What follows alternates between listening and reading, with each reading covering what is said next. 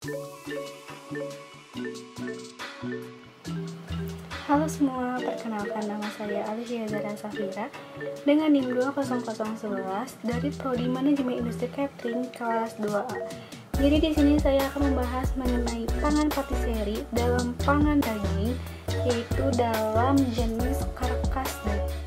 Sebelum masuk ke topik utama yaitu karkas daging, di sini saya akan membahas mengenai pengertian daging terlebih dahulu. Daging merupakan bahan makanan utama yang dikonsumsi oleh manusia, baik diperoleh dari hewan peliharaan maupun hasil buruan. Daging juga dapat didefinisikan sebagai semua jaringan hewan dan semua produk hasil pengolahan jaringan-jaringan yang sesuai dikonsumsi manusia yang tentunya tidak menimbulkan gangguan kesehatan.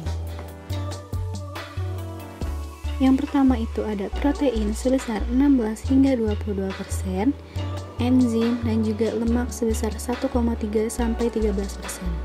Lalu ada karbohidrat sebesar 0,5 hingga 1,3%, air sebesar 65 sampai 80% dan juga vitamin mineral sebesar 1%.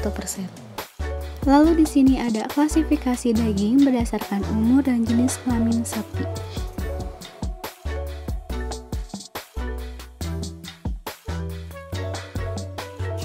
Karkas adalah bagian badan ternak yang telah disembelih, dikuliti, dikeluarkan isi perutnya, dan dipotong kaki bagian bawah serta kepalanya. Di sini saya tunjukkan gambar-gambar karkas daging sesuai dengan potongan-potongan yang telah ditentukan.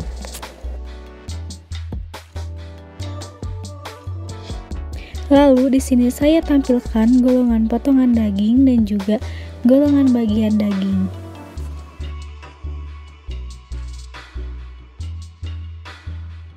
Lalu di sini saya tampilkan penggunaan bagian-bagian daging.